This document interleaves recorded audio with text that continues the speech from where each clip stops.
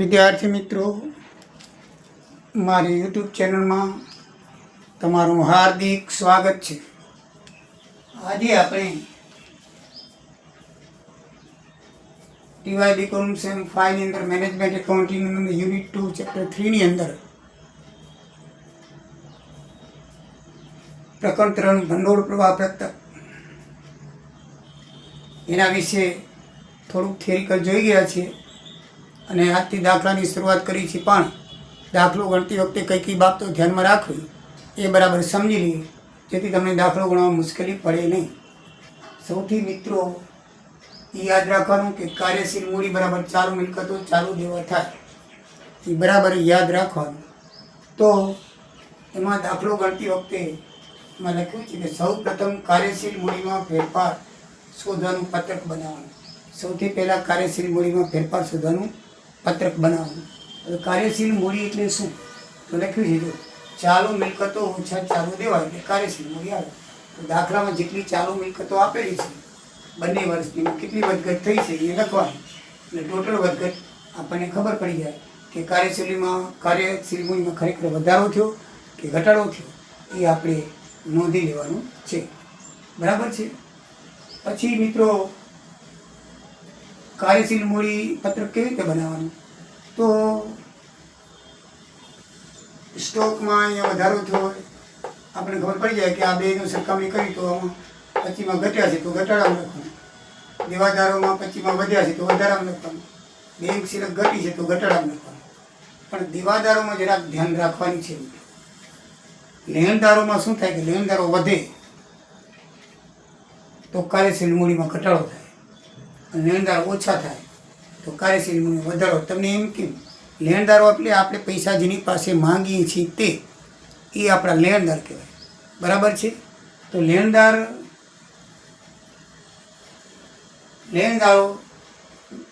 જો ઘટ્યા તો અહીંયા લેણદારો શું છે? ઘટ્યા છે. જો 7,25,000, 6,35,000. બરાબર છે.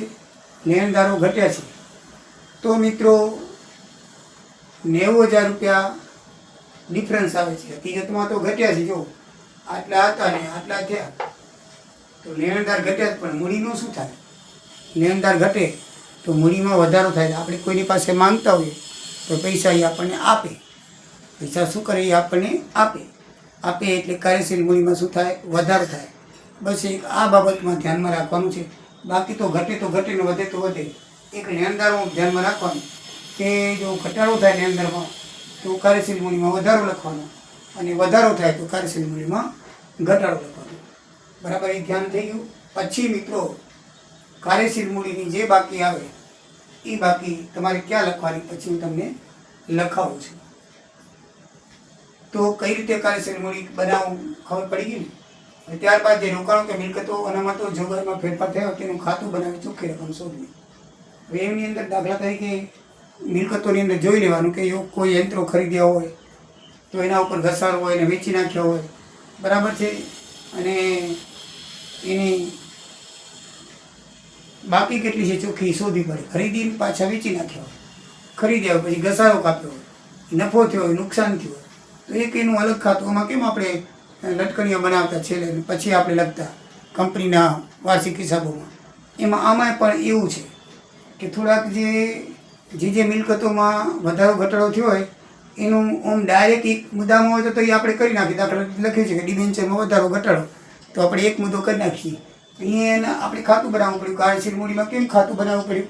એનું કારણ છે કે એમાં મિલકતો ઘણી છે, ચાલુ દેવા ઘણા છે, એટલે આપણે ખાતું બનાવીને ચોખ્ખી કાર્યશીલ મૂડી શોધી લીધી. એમાં કોઈ મિલકતનું એવું હોય કે એન્ટ્રી ઘણી હોય, ભાઈ યંત્રો લીધા અને શરૂઆતની બાકી યંત્રો ખરીદ્યા પછી ઘસારો, તો એનું ખાતું બનાવીને ચોખ્ખી રકમ શોધી લેવાની. બાકી એક એન્ટ્રી હોય, દાખલા તરીકે દેવાદારો વધ્યા કે ઘટ્યા તો જે ઘટ્યા હોય ઘટ્યા, વધ્યા તો વધે બાજુ લખી નાખવાના. બરાબર. એક એન્ટ્રીમાં ખાતું કરવાનું નથી હોતું, પણ ઘણી બધી એન્ટ્રી હોય તો એનું ખાતું બનાવી અને ચોખ્ખી રકમ શોધવાની. આમાં કાયમી મિલકતોમાં યંત્રો છે એનું થોડુંક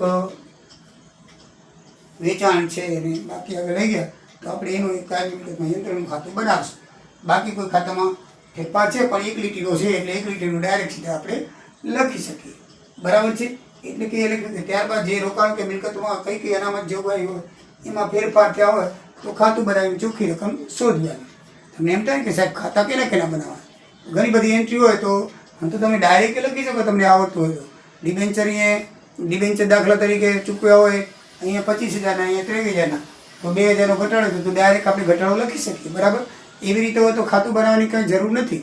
પણ ઘણી બધી એન્ટ્રીઓ હોય, આજે દાખલા તરીકે યંત્રો શરૂઆત બાકી આપી હોય, ખરીદી આપી હોય, વેચાણ આપ્યું હોય, પાછો એને નફો આપ્યો હોય, બરાબર, ઘસારો આપ્યો હોય તો પછી ઓકોડ થઈ જાય. એટલે એનું એક ખાતું બનાવીને ચોખ્ખા યંત્રની બાકી આપણે શોધી લેવાની. પછી છે નફા નુકસાન ખાતું સુધારેલું બનાવવાનું. આ સુધારેલું નફા નુકસાન ખાતા બનાવવાનું. પહેલું કાર્યશીલ મૂડી, પછી જે મિલકતોમાં ઘણી બધી એન્ટ્રી હોય એનું બનાવીને ચોખ્ખી રકમ શોધી લેવાની. પછી તમારે સુધારેલું નફા નુકસાન ખાતું બનાવવાનું. એની અંદર તમને બાકી આપી દીધી હશે, આખરની બાકી ઉધાર બાજુ, જમા બાકી જમા બાજુ, બરાબર છે. આખરની બાકી શરૂઆતની બાકી આગળ આવે, શરૂની બાકી જમા બાજુ લખવાની અને આખરની બાકી એ ઉધાર બાજુ લખવાની, બરાબર. બાકી તો જેમ આપણે સાદું નફા નુકસાન ખાતું બનાવીએ છીએ એ જે નુકસાન થયું કે ખર્ચ થયો ઉધાર બાજુ અને આવક થયો એ જમા બાજુ. બાકી કાંઈ છે નહીં, બે બાકી લખવામાં ધ્યાનમાં આખરની, શરૂની બાકી જમા બાજુ આવે, આખરની બાકી ઉધાર બાજુ આવે. બસ આટલું યાદ રાખીને બાકી જે ખર્ચ થયો એ ખર્ચ, ઉધાર થયો ઉધાર, બરાબર છે. તો એમાં મેં લખ્યું છે કે જેમાં ખર્ચા માંડીવાળા ઘસારા વટાવ પાઘડીની ખોટ, મિલકતોની ખોટ અને અનામત સૂચિ ડિવિડન્ડ આખર બાકી વગેરે સુધારેલા નફા ખાતાની ઉધાર બાજુ લખવામાં આવે છે. અને શરૂઆતની બાકી નફા નુકસાન ફાળવણી ખાતાની જે હોય તે કરવાના વધારાની જોગવાઈ, મિલકત વેચાણમાં થયેલ નફો અનામત ખાતેથી વધારાની પાછી ખેંચેલી રકમ. એટલે ઘણી વખત એમ કહે આપણને કે ભાઈ ઘરખાદ અનામત 40,000 છે પણ એમાંથી 10,000 માંડી વાળવાની છે તો વધારો થયો ને આપણે, બરાબર, લઈ લેવાની, પાછી ખેંચી લેવાની છે. એ પાછી ખેંચી, કારણ કે જોગવાઈ હંમેશા નફામાંથી ઉત્પન્ન થયા કરેલી હોય એટલે પાછી ખેંચી લઈએ એટલે પૈસા વધે એટલે કાર્યશીલ મૂડીમાં વધારો થાય એટલે એ વધારા બાજુ લઈ લેવાય, બરાબર છે. દાખલા આવશે તમને ધીરે ધીરે ખબર પડશે અને હું તમને પાછો એમાં ટોક કરતો આવીશ. ત્યારબાદ છેલ્લે ભંડોળ પ્રાપ્તિ અને ઉપયોગનું ખાતું બનાવવાનું. ભંડોળ પ્રાપ્તિ અને ભંડોળ ઉપયોગનું ખાતું બનાવવાનું. તો એમાં જે ભંડોળ પ્રાપ્તિ આ નિયમ યાદ રાખવાનો કે કાર્યશીલમાં વધારો થયો, ભંડોળનો ઉપયોગ થયો, કાર્યશીલમાં ઘટાડો થયો, ભંડોળની પ્રાપ્તિ થાય. તો કઈ કઈમાંથી કાર્યશીલ મૂડીનો વધારો થયો છે, ઘટાડો થયો છે, એ બાબત સમજી અને તમારે બંને બાજુ લખવાનું. એટલું યાદ રાખવાનું કે આપણે કોઈ પણ વસ્તુની ઉપજ થઈ હોય, મૂડી વપરાણી હોય તો એ હંમેશા ભંડોળનો ઉપયોગ કહેવાય. કાં મિલકત ખરીદી હોય, બરાબર, ડિવિડન્ડ ચૂકવ્યો એ ઉપયોગ થયો એટલે ભંડોળનો ઉપયોગ કહેવાય. પણ કોઈ પણ મિલકત વેચવાથી કાંઈ પણ આવવાથી મૂડીમાં આવક થાય તો એ ભંડોળ પ્રાપ્તિ કહેવાય. રકમમાં ખાલી રોકડ જ ધ્યાન રાખજો. રોકડ પ્રાપ્તિ કોઈ પણ વસ્તુની અંદર મિલકત હોય કે ગમે તે હોય, શેર હોય કે ગમે તે, બરાબર છે, તો એ પ્રાપ્તિમાં લખવાનું. અને રોકડા ગયા તો હંમેશા એ ઉપયોગમાં લખવાનું, બરાબર. એ જોઈ લેવાનું.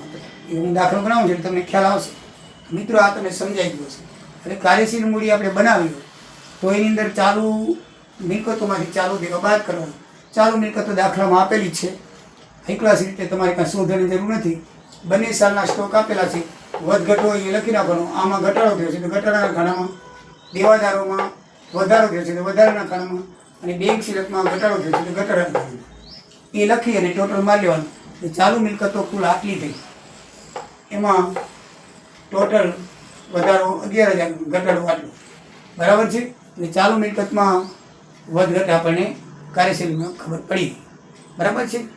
હવે ચાલુ દેવા, તો ચાલુ દેવામાં લેણદારો આપણે દાખલા તરીકે આટલા આપ્યા, 7,25, 6,35 ઘટ્યા છે, માટે વધારામાં આવશે આપણે ચર્ચા કરી ગયા. 90,000 રૂપિયા વધારે આપણે આવશે એટલે 90,000 રોકડ આવી તો મૂડીમાં વધારો થશે. હવે શું છે, કાર્યશીલ મૂડી ચાલુ મિલકતમાંથી ચાલુ દેવા બાદ કરવા. તો ચાલુ મિલકતો આપણી કેટલી થઈ? આટલી. એમાં ચાલુ દેવા કેટલા હતા? આટલા. એ બેની બાદ બાકી કરો એટલે આપણને ખબર પડી ગઈ. આટલી હતી ને આટલી બાદ કરો, બરાબર છે. તો 229માંથી 1,55 40 બાદ કરો, 1,51,800 તો 77,740 આવશે. કેટલા આવશે? 77,740. અમે કરેલું છે. આ બેનું ટોટલ સરખું જ આવું છે, ધ્યાન રાખજો. બંને સામે એમાં આટલા તૂટશે. આમ તમે અહીંયા આટલું ટોટલ મારો આટલું થયું. આનું 2,29,540, 1,51,800 છે, આટલા તૂટી, બરાબર છે. તો આ કાર્યશીલ મૂડીમાં એટલું શું થયું કહેવાય? ઘટાડો થયો કહેવાય. શું થાય? ઘટાડો થયો. કારણ કે આટલી મૂડી હતી ને એમાંથી આટલા થયા એટલે કાર્યશીલ મૂડીમાં એટલી મૂડી શું થઈ? આપણી ઘટી. કાર્યશીલ મૂડીમાં શું થયો? ઘટાડો થયો. તો આ વસ્તુ યાદ રાખજો. હવે કાર્યશીલ મૂડીમાં એટલા ઘટ્યા, બરાબર છે. તો કાર્યશીલ મૂડીમાં આપણે દાખલાની અંદર એ 9 લાખ આપેલા છે, સુધારી નાખો. 90,000 છે દાખલામાં, પ્રિન્ટિંગ મિસ્ટેક છે, 9 લાખ આપેલા છે એટલે સુધારી નાખજો કે તમારું ટોટલ મળશે નહીં. બીજી પણ એક ભૂલ છે, અહીંયા કાયમી મિલકતોમાં 5,48,500 આપેલા છે. હકીકતમાં 5,48,540 ટોટલ કરશો તો મળી જશે 540થી. કારણ કે અહીંયા 60 છે તો અહીંયા 40 આવવા જોઈએ તો જ 500 થાય. એટલે એ પણ પ્રિન્ટિંગ મિસ્ટેક છે. એટલે 2 પ્રિન્ટિંગ મિસ્ટેક છે. અહીંયા 9 લાખને બદલે 90,000 લખવાના. ઉદાહરણમાં દાખલો ગણેલો છે એમાં તમને વાત કરું છું.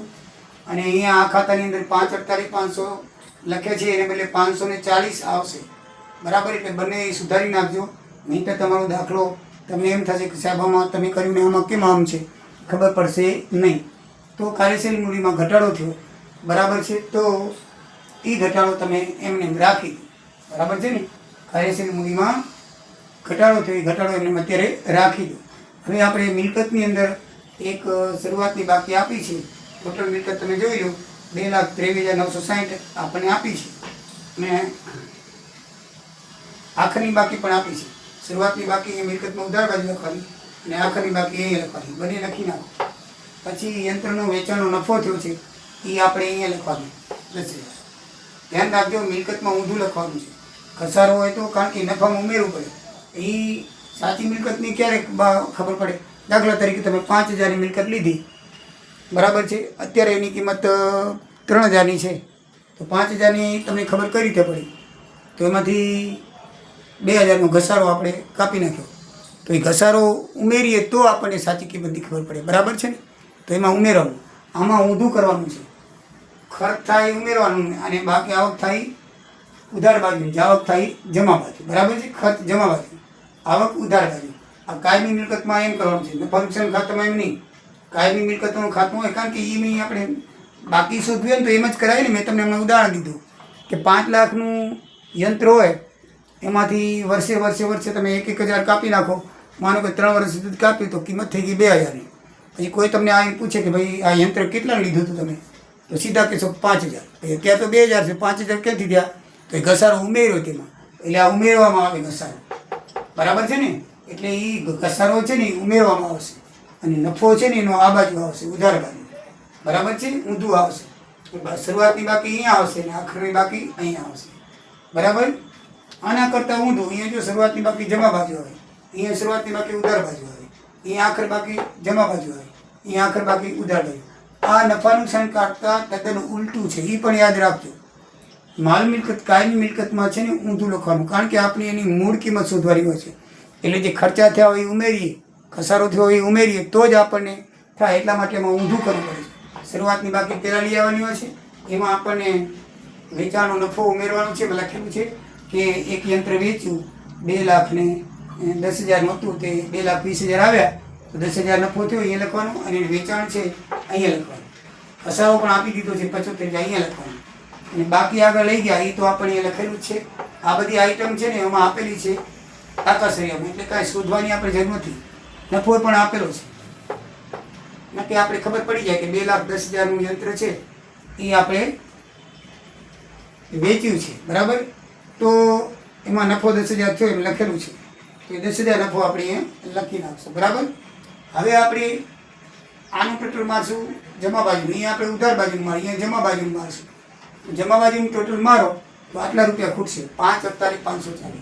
એ યંત્રની ખરીદી કહેવાશે, યાદ રાખજો. એટલે આની યંત્ર આટલામાં ખરીદી હશે, 5,48,540માં ખરીદી હોય તો તમે આટલો ઘસારો બાદ કરો, પછી એનો નફો ઉમેરો ત્યારે તમારી યંત્રની કિંમત આવે.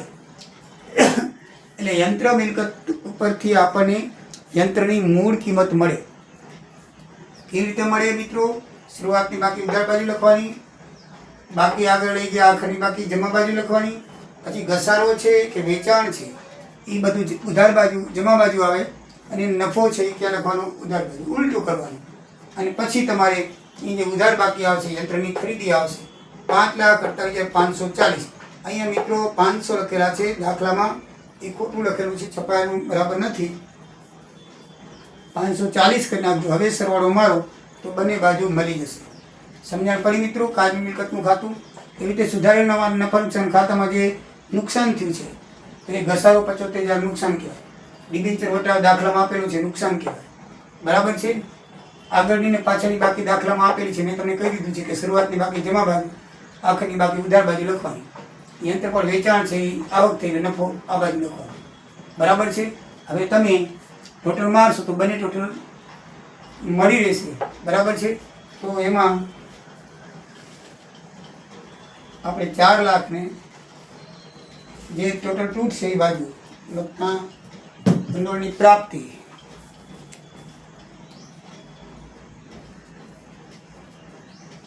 આટલું રકમ તૂટીને તો એ ભંડોળની પ્રાપ્તિ કહે છે 2,25,800.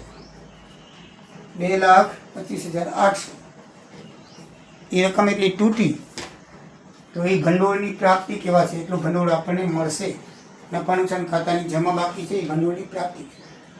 બરાબર સમજી ગયા મિત્રો? શું ધ્યાનમાં રાખવાનું? એ લેણદારો વધે તો ઘટે, ઘટે તો વધે, એ રીતે ધ્યાનમાં રાખવાનું. પછી એની બાકી તર એમ રાખવાની. કાયમી મિલકતોની અંદર જ્યારે ખાતું યંત્રનું બનાવો, કોઈ પણ મિલકતનું બનાવો તો ઉલટું કરવાનું. ઘસારો જમા બાજુ, વેચાણ જમા બાજુ, નફો ઉધાર બાજુ કરી અને એની મૂળ કિંમત શોધો. પછી સુધારેલ નફા નુકસાન ખાતું છે આપણે જેમ બનાવ્યું છે એમાં આવક જમા બાજુ અને ખર્ચા અને આવક ઉધાર બાજુ લખવાની. એટલે આની જે બાકી વધશે એ કાર્યશીલ મૂડીની બાકી કેવા છે એમ રાખો. આની જે બાકી છે યંત્રની ખરીદી એ એમ રાખો. આની જે બાકી છે એ નફો ભંડોળ પ્રાપ્તિ કેવા છે એ પણ એમ રાખો. ત્રણેયની એમ રાખો. પછી હવે આપણે ભંડોળ પ્રાપ્તિનો ઉપયોગ ખાતું બનાવીએ ત્યારે શું શું લખવાનું એ જોઈએ. બરાબર છે મિત્રો? આ જે નફો આવ્યો ને એ સુધારેલો નફો આવ્યો કે બધું વધઘટ થઈ ગયું, બધું આ કર્યું ત્યારે આટલો જે નફો આવ્યો ખરેખર ચોખ્ખો નફો કહેવાય. એને એ ભંડોળ પ્રાપ્તિમાં લખવાનું. ચોખ્ખો નફો એટલે ભંડોળ પ્રાપ્તિ 2,25,800 એ લખવાનું. પછી યંત્રની ઉપજ છે કઈ કઈ આવક થઈ, યંત્રની ઉપજથી દાખલામાં જોઈ લેવાનું. આવક થઈ ભંડોળ પ્રાપ્તિ 2,10,000. પછી પ્રેફરન્સ મૂડીમાં વધારો થયો પછી એક એક આઈટમ જોતા જવાની પાકું શરીર કે ભાઈ ઇક્વિટી શેર મૂડી જોતા જાઓ, કાંઈ નથી વધ્યું. પ્રેફરન્સ શેર મૂડી જોતા જાઓ. આ દાખલાના ખાતા થઈ જાય ને પછી પાકું શરીર જોવાનું, એક એક આઈટમ જોવાની, વધઘટ જોઈ લેવાની. પ્રેફરન્સ શેર મૂડી જુઓ 3 લાખ ને 4 લાખ એટલે 1 લાખ થયા. પછી આનામાં તને વધારો, એમાં જામીનગીરી પ્રીમિયમ લખ્યું છે. નફા નુકસાન ખાતાની બંને બાકી આપણે લખી નાખી ખાતામાં. પછી જામીનગીરી પ્રીમિયમમાં જુઓ 10,000 વધારે લખ્યા તો 1,10,000 પ્રીમિયમ સાથે શેર મૂડી લખવાની. તો 1,10,000 આ મૂડીમાં વધારો અલગ લખ્યું તો તમને વાંધો નથી. 1 લાખ મૂડીના પ્રેફરન્સ એના પ્રીમિયમના અલગ લખો તો એ વાંધો નહીં. 1,10,000 આ તો લખેલા છે એટલે મેં ભેગા લખ્યા છે. બાકી મૂડીમાં પ્રેફરન્સ શેર મૂડીમાં 1 લાખનો વધારો અને જામીનગીરીમાં 1,10,000નો વધારો એ બધા પ્રીમિયમ સહિત છે એટલે બે ભેગું લખ્યું છે. પણ એ બંને વધારા પ્રાપ્તિ તરીકે લખાય, વધારા બધા પ્રાપ્તિ તરીકે આવશે. બરાબર છે? પછી કાર્યશીલ મૂડીનો ઘટાડો એ જોઈ લેવાનું. કાર્યશીલ મૂડીનો ઘટાડો એટલે ભંડોળની પ્રાપ્તિ. તો આ ઘટાડો છે ભંડોળની પ્રાપ્તિ બાજુ લખી નાખવાનું. 77,740 એટલે પ્રાપ્તિની બાજુ ખબર પડી ગઈ તમને મિત્રો? કાયમી મિલકતોમાં વધારો તો આ બાકી આપણે જોયું. આ ખરીદી છે, ખરીદી છે એટલે ભંડોળનો ઉપયોગ છે કહેવાય. આ ખાતાનો ઉપયોગ કરી લીધો, બાકીનો ઉપયોગ કરી લીધો ને, આ ખાતાની બાકીનો ઉપયોગ થઈ ગયો એટલે અહીંયા આવી ગયું. આ ખાતાની બાકીનો ઉપયોગ કરી લીધો અહીંયા આવી ગયું. આ ખાતાની બાકીનો ઉપયોગ કરવાનો માલ મિલકતનો એ ખરીદી થઈ ગયા. તો ખરીદી થઈ તો ભંડોળ ભર્યું એનો ભંડોળનો ઉપયોગ કર્યો કહેવાય. તો 548 540 લખી નાખો. પછી દાખલામાં ડિવિડન્ડ ચૂકવ્યું લખેલું છે એમાં ઘટાડો છે. 2024માં ડિવિડન્ડ ચૂકવ્યું તો 75,000 છે એ ઉપયોગ થશે. બરાબર? કોઈને ડિવિડન્ડ આપણે ડિવેન્ચર બહાર પાડેલા હોય તો એના પર વ્યાજ છે એ આપણે એક જાતનો પૈસાનો ઉપયોગ કર્યો કહેવાય. તો ડિવિડન્ડ ચૂકવ્યું 75,000 લખશું. હવે મિત્રો બંને બાજુ સરવાળો કરો તો મળી જવી જોઈએ. ના મળે તો તમારે જોઈ લેવાનું કે આપણી કોઈક આઈટમ રહી ગઈ છે. તમારે શું કરવાનું? કાર્યશીલ મૂડીમાં જરાક જોઈ લેવાનું કે ભૂલથી ઘટાડામાં વધારામાં નથી લગાવી ગઈ ને એ તાળો મેળવી લેવાનો.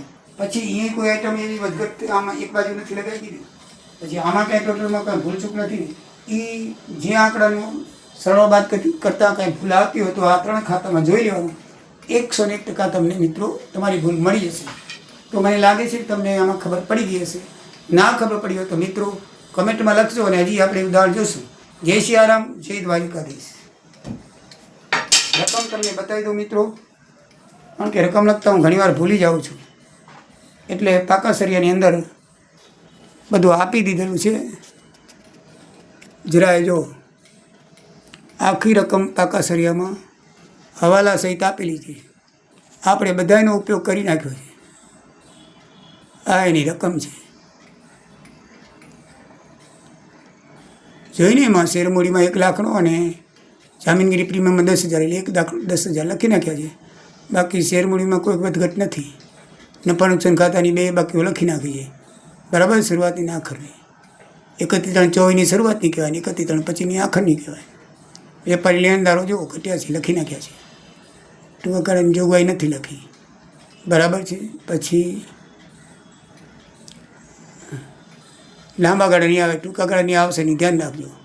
કાયમી મિલકતોમાં વધઘટ શરૂઆતની બાકી આપણે લીધી, ઘટ્યા હતા એ. બરાબર છે. બિનચાલુ રોકાણોમાં 5 લાખ ડિબેન્ચર વટાવતા એ આપણે લખી નાખ્યું. બરાબર છે. નફા નુકસાન ખાતાની જમા બાજુ, ઉધાર બાજુ 5,000 ઘટ્યા. પછી માલ સામગ્રી સ્ટોકમાં પણ લખી નાખ્યું આપણે. દેવાદારો અને બેંક સિલક એ આપણે કાર્યશીલ મૂડીમાં લખી નાખ્યું. બસ. અને હવાલા આપણે મિત્રો જોયા તો 2 લાખની મિલકતમાં 2,10,000ની કિંમતે વેચ્યું હતું, તો એમાં 10,000નો ફાયદો થઈ એ આપણે લખ્યું. 75,000 કાયમી ઘસારો માંડીવાળો તો એ આપણે નફા નુકસાન ખાતાની ઉધાર બાજુ લખી નાખ્યું. બરાબર છે. અને 1 લાખ પ્રેફરન્સીના 10,000ના પ્રીમિયમ બહાર પાડ્યા, એના આપ્યા 10,000 આપણે લખી નાખ્યા. ચોખ્ખો નફો 1,55,800 હતો. બરાબર છે. એ પણ આપણે લખી નાખ્યો. તો મિત્રો આ રીતે એમ થાય છે દાખલો. તો આવજો. જય દ્વારિકાધીશ, જય સિયારામ.